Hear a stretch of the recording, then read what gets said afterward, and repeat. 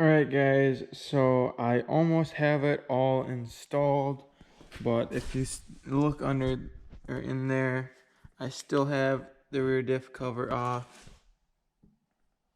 and I still have the drive shaft unhooked. So I still gotta do that, and then fluids, and then I think that'll be about it. But if we just go over here and go down. Alright, okay, that was a little fast, but you can see right there. Let's grab my flashlight. You can see right there, it is clearly off the frame, like, and fully move the arm. So it's not touching up front anymore, so the front's fully down, and then the rear still has a good 2 inches from the ground. So that's how it looks right now. It's like completely level. Well, actually the back's down a little bit. Like, it would be fully off the hoist if it was still stock. Like, wow, I can like clearly walk up and look in there. And then let me just show you guys. Like, I can fit my whole hand under there still. And then, you know, that's without weight, so it's gonna go down a little bit. And yeah, this thing, it's gonna be low. Like, she's already squatting, and it's not even on the ground yet. But honestly guys, it would have been fine just taking that block out and just setting the leaf spring right on the axle instead of having that spacer block. And then even a 2-inch drop shackle, like that would have been fine. Like, I definitely went extreme here, but I mean, it happens. I just like the idea of having a truck lowered 7 inches and a truck lifted 7.5. And yeah, so hopefully I don't regret this. I don't know. I think it'll still turn out pretty good. And yeah, tomorrow I'll get the rear completely all finished up, and I just gotta figure out where I can get some tools to get that spare tire down, because, well, I got a bunch of stuff in the back of my red truck, but my blue truck doesn't have the tools. This thing doesn't have the tools, and like, what the heck? So I don't know, maybe I gotta check my green truck, but I don't know, I gotta clean out the maroon truck for sure too. And I don't know, I checked in the maroon truck. I was able to see it for sure still has the jack. I don't know about the tools. Actually, maybe I could find some right here. Maybe I can make these work.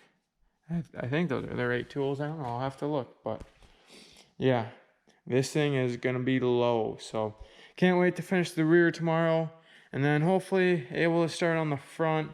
I don't know, tomorrow I'm gonna be pretty busy, so hopefully I can still get some work done on this thing.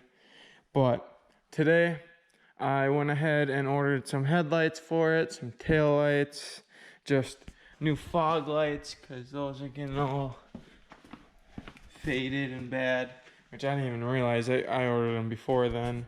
I am going to put that grill over there in this, and then a whole bunch of stuff coming later on. That's just the beginning. Definitely gonna get all that stuff off of there. No trim, no badges, and yeah, so probably gonna go with a smaller antenna. And well, totally forgot, I still gotta figure out the dang on misfire that this thing has, but hopefully that ain't too bad. I can trial and error a lot of stuff from my maroon truck or even my blue truck and just go from there. But yeah, just figured I'd get this kit installed, and then I could, well, if I could figure out the misfire, that would be awesome, because then I can have this thing done, and then we can focus on the blue truck and clean that stuff up. and then really be moving. Oh, also, I have some stuff coming for the maroon truck too. Yeah, guys, just all sorts of stuff. So just, guys, stay tuned, because I also have a green truck too that's gonna be probably showing up real soon here. So I mean, it's already sitting outside. I just need time for it, which between this, the blue truck, and then I gotta get the maroon truck in, because I'm probably gonna be driving the maroon truck through the winter. But who knows? Maybe I'll end up driving the Cat Eye, just cause, might as well, drive that thing through the salt and as a winter beater. But anyways, till tomorrow. Alright guys, so I still have to put the rear diff cover on, it's right there in the box, and hook up the drive shaft. But I got it all lowered down, so she's squatting pretty good. And I went ahead and took the rear bumper off, because you guys remember how I was talking about the spare tire? Well, I came up with this. So this is 3/8. This is an adapter to 1/4 inch, because I mean we don't have much for tools here, and I needed a 6.14 millimeter, and we only had 1 3/4. So or a 1/4. So I got this to work, and I got it in there. That's why I had to take the bumper off. I suppose if I had a longer extension, I could figure it out, if I knew what size it was. But I already started loosening it. That's why I lowered it all the way down, so I can, take it off easier. So I'm gonna get that done, and then I can tidy up and finish the rear end, and then we can move on to the front.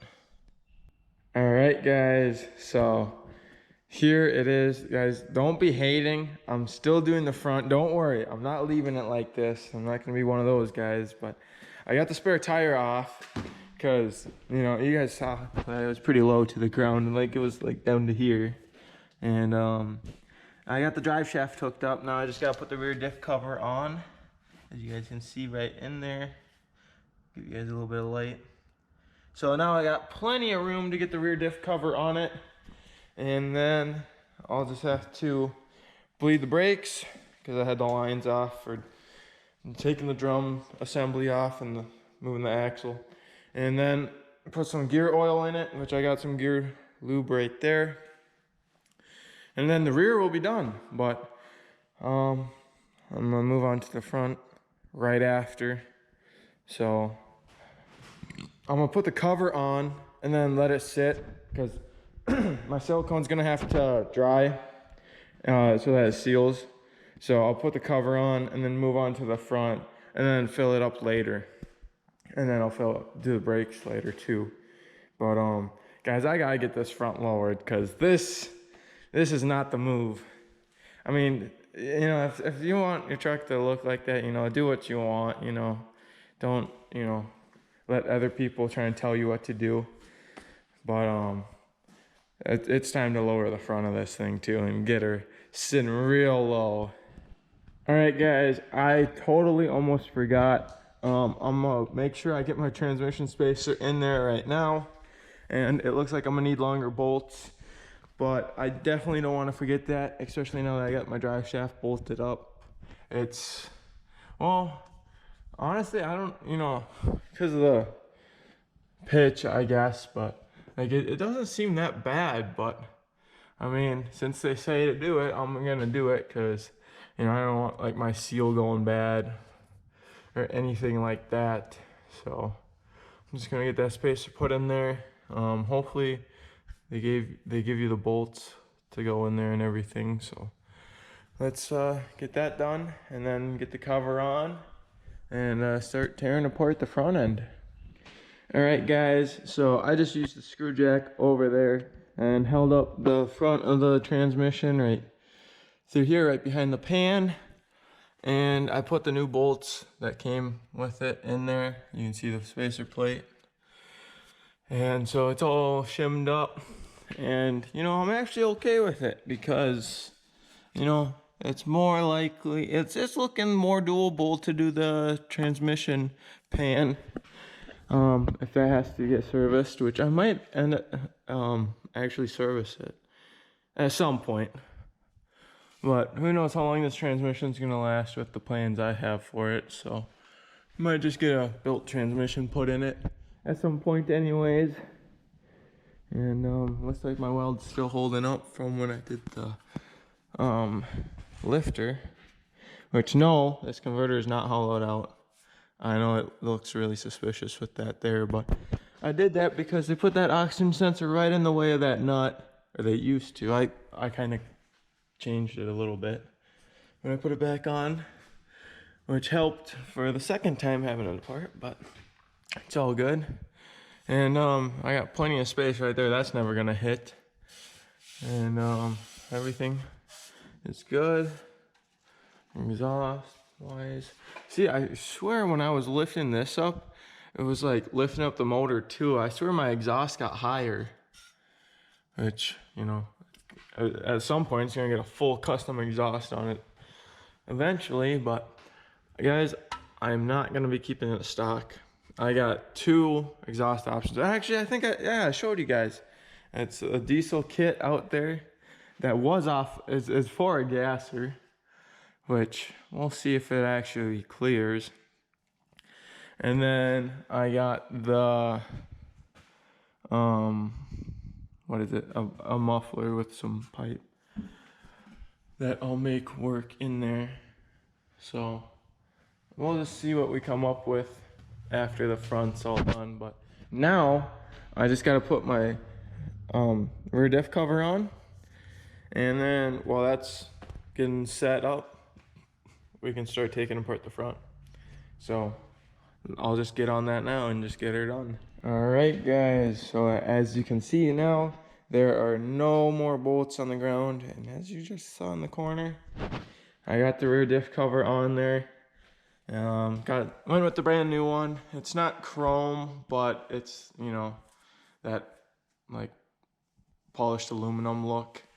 So, you know, it looks pretty good. I mean, when I had the axle on the ground, I really should have painted it and cleaned it up, but I mean, on the other hand, it is only a 8.6 inch rear axle, so who knows how long that's even gonna last. I might have to put a built like 9.5 inch axle in here, but it does have 372 gears. I looked at them before I put it back together, so that's pretty decent, but might have to go with a built 9.5 inch rear end at some point with 410s.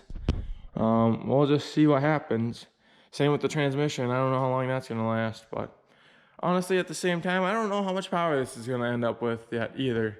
It has what, like 315 stock right now, right around there, and yeah, I have no idea how much it's gonna make, but big plans for it anyways. Oh, I should get my socket off of there. But anyways, rear end's done. Now it's time to move on to the front up here. And so first things first, I gotta take the tires off, and then basically just start taking everything apart. The control arms, the tie rods, sway bar links, the brakes. So let's just go ahead and get her done.